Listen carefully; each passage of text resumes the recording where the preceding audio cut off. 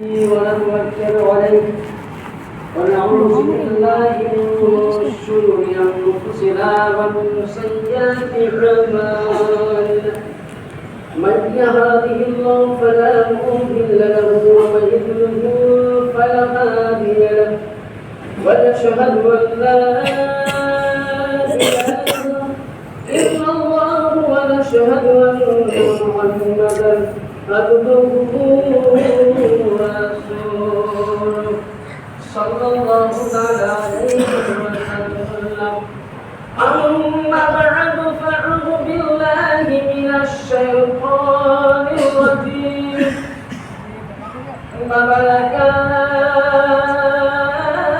بسم الله الرحمن الرحيم همال مشاء بنار مكان صدق الله العظيم وصدق رسوله النبي الأمين المكين الكريم ونحن على ذلك لمن الشاهدين والشاكرين الحمد لله رب العالمين সমস্ত প্রশংসা ও তারিফ সেই মহান আল্লাহ পাকের জন্য যে আল্লাহ পাক আমাদেরকে পবিত্র সাপ্তাহিক ঈদ বা পবিত্র জুমার দিন পবিত্র মাস শাওয়াল মুকাররম মাসে আমরা একত্রিতভাবে আল্লাহ পাকের ঘরে আমরা উপস্থিত বা হাজিরি দিতে পেরেছি। তাই মহান আল্লাহর দরবারে আমরা সকলে মিলে শুকরিয়া আদায় করুন আর মুহাব্বতের সহিত বলুন আলহামদুলিল্লাহ। তারপরে হাবিবে হাবিব আকায়ে রমজান মাদানী তাজদার নূরে নবী প্রেমের ছবি আমিনাল্লাহ মুরুদুলাল মাদিনার হেদাত কামলি ওয়ালা নবী মুহাম্মদুর রাসূলুল্লাহ সাল্লাল্লাহু তাআলা আলাইহি ওয়াসাল্লাম এর প্রতি হাজার হাজার দরুদ ও সালাম অর্পিত হোক, বর্ষিত হোক।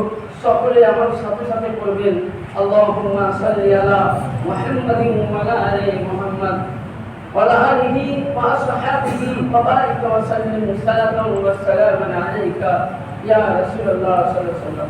মহান আল্লাহ পাক পবিত্র কালামুল্লাহর মধ্যে খুবই সুন্দর একটি আয়াতে কারিমা বলেছেন 29 পারা রুকু নাম্বার 3 এর মধ্যে আল্লাহ পাক ঘোষণা করছেন হাম্মাদিন মাশাইন বিনামিন, yani আল্লাহ পাক এখানে আমি গত সময় আপনাদেরকে আমি বক্তব্য মাজমুন দিয়েছিলাম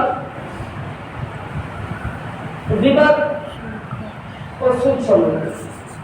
আজকের আমরা যে আলোচনাটা আমি রাখবো কোরআন এবং হাদিস থেকে, এটা প্রতিটা মানুষ আমরা করে থাকি, প্রায় মানুষের কাছে আমরা না জানতে অজান্তে আমরা এক অপরের চুলাম।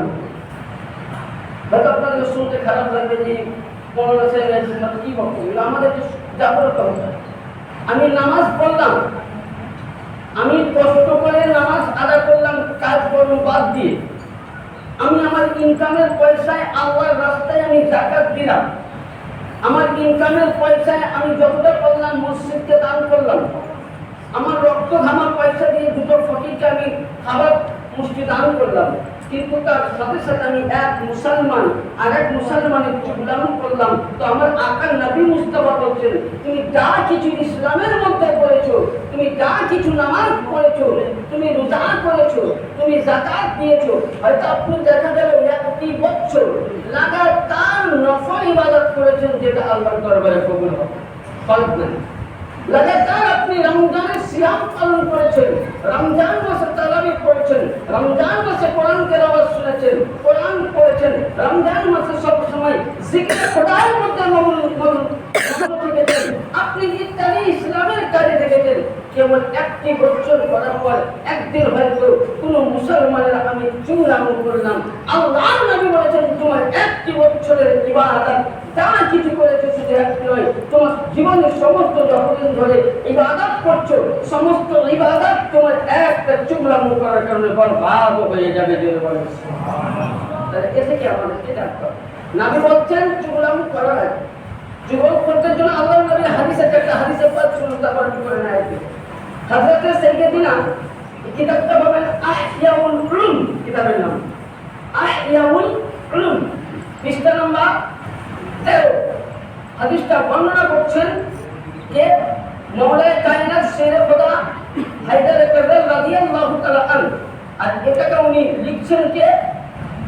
বিশ্ববিখ্যাত মুফাসসির, ওই জামানার একজন বিখ্যাত আল্লাহর ওলি, ওই জামানার হাদিসের রাইটার আল্লামা ইমামে গাজ্জালি রাহমাতুল্লাহ আলাইহি, যিনি বিখ্যাত আল্লাহর ওলি ও কামেল ছিলেন।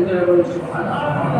ইমামে গাজ্জালি রাহমাতুল্লাহ তাআলা আলাইহি তিনি এই হাদিসটা মাওলা আলী থেকে নকল করছেন যে হযরত সাইয়্যিদুনা মুসা আলাইহিস সালাম তিনি আমার রাসূলের 250 বছর পূর্বেকার নবী ছিলেন। তিনি এমনই নবী ছিলেন যিনি আল্লাহ পাকের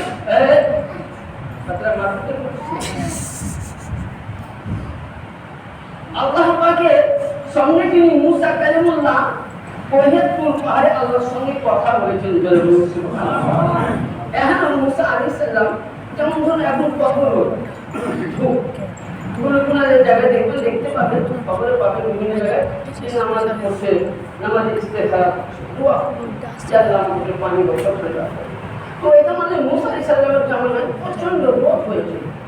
তো বনি ইসরাইল কম বলছেন যে আমাদের কালিমুল্লাহ, আমাদের নবী, আমাদের রাসূল, আমরা তো কামতে পারছি না, আমাদের গায়ে বদর শরীর পুড়ে গেল, আমাদের জামিনে যে খাবারগুলো হতো সেটাও আমরা পাচ্ছি না, আমরা অনাহারে হয়ে গেলাম।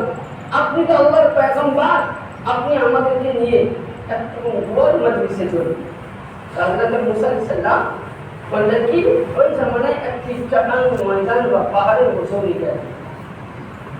যাওয়ার পরে হযরত মুসা কালিমুল্লাহ, যদি এখানে দাঁড়াতে অসুবিধা হয় ওপরে আপনাদের জন্য জায়গা করে দেওয়া হয়েছে, সুন্দরভাবে পরিষ্কার করে জায়গা করে দেওয়া হয়েছে, ডাইনোভার বিছানো হয়েছে, যেতে পারেন, অসুবিধা নেই।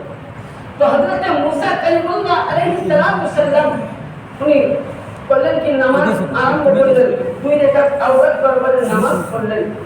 নামাজ পড়ার পর হযরত মুসা কালিমুল্লাহ দোয়া করছেন যে হে রব্বুল আলামিন, আমরা গুনাহগার বান্দা, তুমি রহমান, তুমি দয়ালু, হে আল্লাহ তুমি আমার উম্মতকে, তোমার বান্দাকে আল্লাহ এই জ্বলন্ত পরীক্ষা থেকে তুমি বাঁচিয়ে নাও, এই আসমানি ধূপ থেকে বাঁচিয়ে নাও।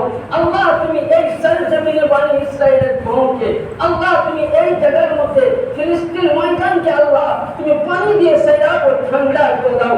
মুসা কালিমুল্লাহ দোয়া করতে যাচ্ছেন, ওনার উম্মতরা ওসু বলতে আছে চোখ দিয়ে, নবীও কাঁদতেছেন। এমন সময় আল্লাহ পাক জিবরিল আমিনকে পাঠালেন। কি বললেন? জিবরিল আমিন এসে সালাম দিয়ে বলছেন, ইয়া মুসা কালিমুল্লাহ আলাইহিস সালাম, আসসালামু আলাইকুম। উনি উত্তর দিলেন, বলে কি ব্যাপার মুসা কালিমুল্লাহ, তুমি কেন এসেছো? বলে মুসা কালিমুল্লাহ, এই জায়গায় যদি আপনি আজ কেন আপনি যদি আপনার লাইফ ঘর আপনি দোয়া করে যান, তো এই জায়গায় আপনার দোয়া আল্লাহ পাক কবুল করবে না। জোরে বলেন সুবহানাল্লাহ, সুবহানাল্লাহ। আর বলুন, উনি তো নবী, উনি তো রাসূল, উনি তো পয়গম্বর, উনি তো আল্লাহর খাস পয়গম্বর। মুসা কালিমুল্লাহ বলছেন আল্লাহর দরবারে মাথা সাজদা জমিনে পড়ে বলছে, আল্লাহ কেন দোয়া কবুল হবে না? নবী পাক কেবল মুসা কালিমুল্লাহকে আল্লাহ পাক বলছেন যে হে মুসা কালিমুল্লাহ, তোমার এই কারণে দোয়া কবুল হয় না যে তোমার দোয়ার মজলিসের মধ্যে একজন চুগলখোর বসে আছে। জোরে বলুন সুবহানাল্লাহ। আল্লাহ পাক অন্তরে যাবে, তাই কোরআন বলছে ইন্নাল্লাহ আলা কুল্লি বিযাতিন সুদূর, আল্লাহ প্রতিটা মানুষের কালবে করে। কি বললেন? যে তোমার দরবারে চুগলখোর দাঁড়িয়ে আছে, বসে আছে, দোয়া কবুল হবে না। মুসা কালিমুল্লাহ দেখলেন, আপনি আমি হলে বলতে পারি তুমি চুগলখোর উঠে যাও স্টেজে, বলতে পারো? মুসা কালিমুল্লাহ উনি উঠে বললেন, সালাম দিয়ে বলছেন, ভাই আমরা একবার সকলে মিলে তওবা করি, আল্লাহর দরবারে দোয়া কবুল হচ্ছে না, যদি আল্লাহ পাক আমাদের দোয়া কবুল করেন। মুসা কালিমুল্লাহ বলেন যে তুমি তোমাদের মধ্যে এই ব্যক্তি মুসা কালিমুল্লাহকে আল্লাহর নাম বলে দিয়েছিলেন, ওই ব্যক্তির নাম এই অমুক, আর এটার পরিচয়। তো মুসা কালিমুল্লাহর নাম প্রকাশ্য করেননি, উনি বললেন তাই যে বাবা রে, তোমরা আমরা সকলে মিলে একবার আল্লাহর দরবারে আস্তাগফিরুল্লাহ রাব্বি মিন কুল্লি যামবিন ওয়া আতুবু ইলাইহি তাওবা নাসুহা করে দেই। সকলে যেমন তাওবা নাসুহা করলেন, আল্লাহ পাকের দরবারে আবার মুসা কালিমুল্লাহ যেমন দুহাত তুলে আল্লাহর কাছে ফরিয়াদ করতে লাগলেন, কসম খোদার খেয়ে বলি সঙ্গে সঙ্গে আসমান থেকে বারিশ বর্ষিত লাগলো। তাহলে এটা কি মাসলা হলো যে একজন নবীর দোয়া বাদ যাবে, রসুলের দোয়া বাদ যাবে? আমার মতন মোল্লার দোয়া কবুল হতে পারে না হতে পারে গ্যারান্টি নাই, কিন্তু নবীদের দোয়া বাদ যাবে না। কিন্তু লক্ষ্য করুন, আল্লাহ ওখানে বলছে মুসা কালিমুল্লাহ আমি এখানে তোমার দোয়া কবুল করবো না, কিন্তু তোমার মজলিসে একজন চুগলখড়ি আছে। তাহলে বেরাদার বলুন, যদি নবীর মজলিসে চুগলখড় থাকার কারণে নবীর দোয়া যদি বাতিল হয়ে যায়, নবীর দোয়া যদি বাদ হয়ে যায়, তাহলে আপনি আমি মুসলমান চুগলামিও করি, নামাজও পড়ি, ইবাদত করি, নামাজও পড়ি, আমি সুযোগ খাই, নামাজও পড়ি, জেনাজাত করি, নামাজও পড়ি, এই জায়গায় যদি মৌলভী সাহেব দোয়া করে তো কবুল হবে? কেমন দোয়া কঠিন কবুলই হয় না। মৌলভী সাহেবের দোষ নয়, আমাদের ইমানের দোষ। কাদের বুখারীর সমাজ থেকে এমনি আমাদের বিনিয়াত, যেমন আপনি নিয়াত করবেন সেরকম আপনার আমল হবে। বলা তাহলে বুঝা গেল। আরেকটা হাদিস পাঠ, কোরআন বলতে ছিলাম, আল্লাহ পাক কোরআনে বলেন মানাইনুল খাইরি, yani আল্লাহ পাক বলেন মানাইনুল খাইরি মুতাদিন আসিম উতিলা বিআদি যালিকা জালিম, yani যদি এমন একটা জামানা আসবে যে তোমাদেরকে টান দিবে, yani ঠাট্টা বিদ্রুপ করবে। দেখবেন এখন এমন একটা জামানা, আপনি যখন নামাজ পড়তেন অনেক লোকে আপনার জামানে ঠাট্টা আমার পড়ে না কোনো রোজা রাখতে হবে। আর 2 নম্বর কি, তোমরা এক অপরের মধ্যে এক অপরের কথা অতক্ষণ অব্দি অন্যের কাছে তুমি প্রকাশ্য করে না যতক্ষণ তার ডিটেলসটা জানতে না। আমি আপনার ব্যাপারে আমি কিছু জানলাম না, আমি ফট করে বলে দিলাম যে আমাদের হাজি সাহেব অমুক, এটা আমার জীবন করা আগে তার ডিটেলসটা জানা। তার জন্য একটা হাদিসে পাঠ আছে যে আল্লাহ নবী সরকারে মদিনা সাল্লাল্লাহু তাআলা আলাইহি সাল্লামের যা বুখারী শরীফ বাবুল কবরের মধ্যে আছে, কিসে আছে? বুখারী শরীফ বাবুল কবর প্রথম খণ্ডের মধ্যে পাবে যে আল্লাহ নবী সাহাবায়ে কেরামকে নিয়ে আসরের নামাজের পর ঘুরতে যেতেন। তার জন্য হাদিস শরীফে আছে যে আসরের নামাজের পর মাসলা মোতাবেক ঘোরা নবীর সুন্নাত, ঘোরা নবীর সুন্নাত। আসরের পর যদি জানাজা চলে যায় তো জানাজা পড়ে দিতে পারি, তবে ওইটাই না পড়াটাই অতি উত্তম ভালো কাজ। আর সমাবেশের জন্য ঠিক আছে। আর কি আল্লাহ নবী যাচ্ছেন তো জান্নাতুল বাকি খবর লক্ষ্য করবেন, জান্নাতুল বাকি হাদিস আমরা দেখে এসেছেন যেখানে নবী রাসূল পয়গম্বর আল্লাহ পাকের নবীর সাহাবী এবং হযরতে ফাতেমা জাহরা, হযরতে ইমামে হাসান, নবী পাকের 3 সন্তান ওসমানে গনি আর বিভিন্ন সাহাবায়ে কেরাম আরাম করছে। যেটা বলা হয় জান্নাতুল বাকি। যেন আল্লাহ পাক আপনাকে আমাকে সকলকে যেন জান্নাতুল বাকি তার জুমার বা জিয়ারত করার তৌফিক দান করেন সকল আল্লাহ। আমিন। তো এই জান্নাতুল বাকির রাস্তা দিয়ে আমার রাসূল যাচ্ছেন, তো ওই সময় দেখছেন কি যে আল্লাহু আকবার, আল্লাহর নবীর জন্য কোরআন বলছে ওয়ামা হুয়া আলা গায়বি বেজানিন, যে নবী আমার ভবিষ্যতের কথা জানতেন বলতে। তা আল্লাহর নবী চট করে সাহাবায়ে কেরামকে নিয়ে দাঁড়িয়ে গেলেন। এখানে একটা মশলা আপনাদের হাল হয়ে যাবে, যেটা আমরা বাস্তব জীবনে করি। কি দাঁড়িয়ে গেলেন? নবী দাঁড়িয়ে গেলেন। দাঁড়িয়ে যাওয়ার পর সঙ্গে সঙ্গে আমার আকা নবী মুস্তাফা সাহাবায়ে কেরাম রিদওয়ানুল্লাহ তাআলা আলাইহিম আজমাইনদেরকে বলছেন, এ সাহাবা বর্গ তোমরা এক কাজ করো, সঙ্গে সঙ্গে তোমরা এখানে কোথায় খাজুরের গাছ আছে দেখো। আমার আল্লাহর নবীর কথা শুনে সাহাবায়ে কেরামরা দেখলেন খাজুরের গাছ। নবী পাক বললেন খাজুরের গাছে 2টি ডাল কেটে আনো। দেখবেন আমরা কবরে খাজুরের ডাল দেখি, কোনো কোনো জায়গায় দেয়, কোনো কোনো জায়গায় দেয়, কিন্তু আল্লাহর নবী যেমনই বললেন সঙ্গে সঙ্গে খাজুরের ডাল কেটে আনলেন সাহাবায়ে কেরাম। ওই সময় কাটার পরে সাহাবায়ে কেরাম করলেন কি নবীর হাতে দিলেন। নবী করলেন কি একটা খাজুরের ডালকে 3 টুকরা করে একটা মিডিলে 2 সাইড 2 কর্নারে 2টো দিয়ে দিলেন, 3টা দিয়ে দিয়ে দিলেন। আর দেওয়ার পরে আল্লাহর নবীকে সাহাবীরা জিজ্ঞাসা করছেন, ইয়া রাসূলুল্লাহ, ইয়া হাবিবাল্লাহ, এটা কোন জিনিস করলেন? নবী পাক বলতেছেন, শুনো, এই খাদিমের ডাল যতক্ষণ অবধি জীবিত থাকবে, তরুণতা থাকবে, ততক্ষণ আলা যিকরিল্লাহি তাতমাইন্নুল কুলুব, ও আল্লাহর জিকির করবে, আল্লাহর আরাধনা করবে, আল্লাহর প্রশংসা করবে, ততক্ষণ অবধি ডাল জীবিত থাকবে কবরের মধ্যে, ততক্ষণ অবধি ওই বান্দার কবরে আযাব মাফ হয়ে যাবে। জোরে বলুন সুবহানাল্লাহ। আল্লাহ পাকের নবীকে বলছেন, ইয়া রাসূলুল্লাহ, ইয়া হাবিবাল্লাহ, এই কবর দুটোটি আযাবে ভুক্তভোগী আপনি জানলেন কি করে? আমার নবী মুস্তাফা মুহাম্মদ রাসূলুল্লাহ সাল্লাল্লাহু আলাইহি সাল্লাম বলেন, শোনো, আমি কারণে করে বুঝতে পারলাম যে প্রথম কবরে যে ব্যক্তির আযাব হচ্ছে সে ব্যক্তি একজন মুমিন বান্দা ছিল। কারণ একটাই, কি একটা? নবী পাক বলতেছেন যে এর মতন নামাজি কেউ ছিল না, এর মতন রোজাদার কেউ ছিল না, এর মতন হজ করনেওয়ালা কেউ ছিল না, এর মতন যাকাত দেনেওয়ালা কেউ ছিল না, এর মতন সিয়াম পালন করনেওয়ালা কেউ ছিল না, এর মতন তাহাজ্জুদ গুজার কেউ ছিল না। এ কিন্তু সবই ইসলামের কাজ করেছে। আর একটা এখানে খারাপ ছিল, সে এক কবরে চুগলি করার কারণে আল্লাহ পাক তার কবরে আযাব দিয়েছে। জোরে বলুন সুবহানাল্লাহ। তখন আল্লাহর নবী বললেন, এই চুগল ফল ছিল। সঙ্গে সঙ্গে আমার নবী মুস্তাফা মুহাম্মদ রাসূলুল্লাহ ওই পরিবারকে ডাকা হলো এবং ব্রাদার তার জন্য মাগফিরাতের দোয়া করলেন। তাহলে ব্রাদার যে নামাজ পড়েছে, রোজা করেছে, মরার পরে কবরে যখন চুগল করে আযাব হচ্ছে, নবী বুঝতে পারলেন। আর ওই সময় নবী তিনটি খাদ্যের ডাল দিয়ে দিলেন। এই নবী বললেন, যতক্ষণ অবধি চলতে থাকবে, জীবিত থাকবে, ততক্ষণ অবধি আল্লাহ পাক তার কবরে আযাব আস্তে আস্তে কমিয়ে দিবে। জোরে বলুন সুবহানাল্লাহ। আপনি দ্বিতীয় ব্যক্তি, নবী বলছেন, ইও নামাজি পরেজগার সুন্দর ছিল, কিন্তু ওর একটা অভ্যাস খারাপ ছিল, পেশাব করতো তো পেশাবের ছিটা গায়ে লাগতো তো ওটা পরিষ্কার।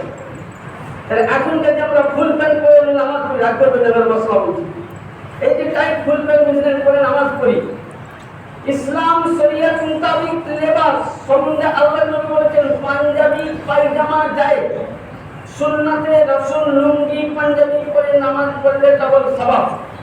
দুই নাম্বার, নবী ভারতে বাজার জন্য পাস করার জন্য ফুল প্যান্ট জামা জায়েজ বলেছে, নামাজও পড়তে পারে, কিন্তু কাপড় পাক হওয়া যায়। কিন্তু এখনকার যেসব আমার নওজওয়ান ভাইরা প্যান্ট পরে, বুঝলেন, উপসে পেশাব করতে পারবে না, এটা মাসলা পারবে না, ছিটা লাগবে। আর ওটা ছিটা লাগলে আপনার নামাজ হবে না, আপনি ভাবেন আমার নামাজ হয়ে গেল, কিন্তু নামাজ হবে না, নামাজ বাতিল হয়ে যাবে। আল্লাহ নবী বলতে চাইছেন, ওই ব্যক্তি ওই রকমই ছিল, নামাজ পড়তো ঠিক, কিন্তু যখনই পেশাব করে ছিটা লাগতো, ওই সময় নিজেকে পাক মনে করতো, পরিষ্কার করতো না। তাহলে বেরাদান মিল্লাত ইসলামিয়া বোঝা গেল যে লেবাস দিক দিন আমাদেরকে নামাজ পড়তে গেলে সুবহানাল্লাহ, নামাজ একটা এমনই জিনিস, নামাজকে লক্ষ্য করুন বেরাদার। নামাজ কার নাম একটু সংক্ষিপ্ত আলোচনা জানে বুঝতে পারবেন। হযরত নবী পাকের জানু মুবারকে কে বসে আছেন? নবী পাক আলাইহিস সালামের মাথা মুবারক হযরত আলী জান মুবারকের মাথা দিয়ে শুয়ে আছে, যেটা হযরত শুয়ে ছিল, তুমি শুয়ে করে আছে। সির্ফ নামাজ কাকে বলে? নামাজের হামদর্দিটা দেখুন। তো এমন সময় আসরের আজান দিচ্ছে, তো আপনি আমি যদি হতাম, বলতাম, হে মুহাম্মদ সাল্লাল্লাহু আলাইহি সাল্লাম, হে আল্লাহর রাসূল, উঠুন নামাজ পড়তে যান, বলতাম। কিন্তু হযরত আলী চিন্তা করছেন, যদি নবীকে আমি নামাজের জন্য জাগাই তো আমার বেয়াদবি হবে, আর আমার নামাজ কাজা হলে আমি আল্লাহর কাছে কি হবে? অপরাধী হয়ে যাবো। জোরে বলুন সুবহানাল্লাহ। সাহাবীদের গুনাহ হবে? হ্যাঁ, যে নবীকে একবার দেখলো সে যদি লাইফ ভাগ গুনাহ করেছে, নবীকে দেখা মাত্রই তার সমস্ত গুনাহ মাফ এবং জান্নাতি হয়ে যাবে। এর নাম সাহাবী। বেরাদার, তো হযরত আলী চিন্তা করছেন যে নবীকে দেখাবো তো আমার বেয়াদবি হবে, রাসূলকে দেখাবো তো আমার বেয়াদবি হবে। এহেন সময় উনি চিন্তা করছেন, আসরের সময় হয়ে গেল, আযান হয়ে গেল, নামাজ হয়ে গেল। আস্তে আস্তে আস্তে বুঝলেন সূর্যখানা ডুবতে শুরু হয়ে গেল, অস্ত্র যেতে লাগলো। এহেন সময় বেরাদার 2-1 মিনিট বা 2-4 মিনিট বাকি আছে, সূর্য লাল হয়ে গেছে। হযরত মাওলা আলীর নয়ন দিয়ে পানি ঝরতেছে আর মনে মনে কাঁদতেছে, যে রব্বে কাদির, আমি জীবনে মাওলা আলী আর বছর বয়স থেকে আমি জীবনে কোনোদিন ফজরের নামাজ কাজা করেছি, তাহাজ্জুদ কাজা করিনি, আমি নফল ইবাদত কাজা করিনি, নামাজ কাজা করিনি। হে রব্বুল আলামিন, তোমার পয়গম্বর আমার জানকে মাথা দিয়ে ঘুমিয়ে আছে আল্লাহ। আজকে যদি আমার নামাজ কাজা হয় তো আমি তোমার কাছে অপরাধী, নবীকে যদি জানাই এটাও আমি অপরাধী। আল্লাহ আমি কোথায় যাব, তুমি আমাকে রাস্তা দিয়ে দাও। তুই না হেনে মওলা আলী পানি ঝরতেছে, নয়ন দিয়ে বন্যার মতো পানি বয়ে যায়, নামাজ আদা করতে পারি না বলে এখনো সবাই নবীর প্রশ্ন, নবীর পাকের বাগান মুবারকে প্রশ্ন করলো। নবী বলছেন আলী কি ব্যাপার, কাঁদছো কেন, কে তোমাকে কাঁদালে? বলে ইয়া রাসূলুল্লাহ, আপনি আমার জানাতে মাথা দিয়ে শুয়ে আছেন, আমি আপনাকে বিয়াদারি হবে বলে জাগাতে পারছি না। এদিকে আমার নামাজ কাজা হয়ে গেছে, আমি জীবনে কোনোদিন নামাজ কাজা করিনি। নবীর পরিবার কেমন ছিল লক্ষ্য করুন। আমার নবী মুস্তাফা ফজরের নামাজ পড়তে যেতেন আর দরবারের কাছে বলতেন আসসালাতু আহলি বাইতি, আসসালাতু আহলি বাইতি, আসসালাতু আহলি বাইতি। এই নবীর ঘরানা তোমরা উঠো, নামাজের সময় হয়ে গেছে। জোরে বলুন সুবহানাল্লাহ। যে নবী আপনি আমাকে নামাজের জায়গাতে এ হয়তো আমি আজকে নামাজ বাতিল হয়ে গেছে, সময় চলে গেছে। নবী বলছেন আলী তুমি নামাজ পড়বে? বলে হ্যাঁ ইয়া রাসূলুল্লাহ, পড়বো তো কিভাবে, আমাকে তো কাজা আদা করতে হবে, আমি অপরাধ হয়ে যাব। আর আল্লাহর কোরআন বলছে ফাওয়াইলুল লিল মুসাল্লিন, yani জেনে বুঝে নামাজ কাজাকারী হলো জাহান্নামে 100 হুব্বার জন্য তাকে জাহান্নামে যেতে হবে। তার আদা করলেও আদা হয়ে যাবে, কিন্তু অপরাধ হলো সফলাত করার কারণে আল্লাহ জাহান্নামে দেবে। আল্লাহ নবীকে বলছে ইয়া রাসূলুল্লাহ, আমি কি করব এখন, নামাজ আমার আদা কাজা হয়ে গেছে, মাগরিবের পরে আদা করতে হবে। নবী বলছেন না আলী তুমি টেনশন নিও না, বসো, তুমি নামাজ পড়বে। হ্যাঁ, হযরত আলী ওযু বানালেন। নবী মুস্তাফা সরওয়ারে আম্বিয়া কাউল মাতা নবী মুহাম্মদ রাসূলুল্লাহ যেমন সুবহানাল্লাহ আসমানের দিকে ডুবা সূর্যের দিকে আঙ্গুলের ইশারা করলেন, বলে এ ডুবে হয়ে সূরজ वापस आ जा, मेरे अली को नमाज पढ़ा दे। যেমন নবী বলতে লাগলেন, ওই ডুবা সূর্য আসলে টাইম মোতাবেক আসলে মাওলা আলীকে নামাজ পড়িয়ে দিল। सुभान अल्लाह। चांद सूरज झुक जाता है जिधर, पलक जाते हैं आसमान में, क्या ही खिलौना दिखाया नबी की उंगलियों में। जो सुभान अल्लाह, नबी আমার ডুবা হুয়া সূরজকে আলীকে দিয়ে নামাজ পড়িয়েছে। বলার বহুবর্ণ হে ভাই ব্রাদার, যে মাওলা আলী নামাজের দিকে ছাড়েনি, তাহলে নামাজ কেমন জিনিস? ব্রাদার প্রার্থনা করব আমরা যেন 5 ওয়াক্তের নামাজ পড়তে পারি, আমরা ভালোভাবে চলতে পারি, আর যেন আমরা গীবত খারাপ থেকে বাঁচতে পারি। এটাই আপনাদের কাছে আলোচনা করব। আল্লাহ পাক যেন আপনাকে আমাকে সকলকে যেন তৌফিক দান করুন। সকলে মিলে আল্লাহর দরবারে একবার তওবা নসুহা করে নিন। আস্তাগফিরুল্লাহ আস্তাগফিরুল্লাহ রাব্বি মিন কুল্লি যামবি ওয়া তুবু ইলাইহি ওয়া লা হাওলা ওয়া লা কুওয়াতা ইল্লা বিল্লাহিল আলিয়্যিল আযীম।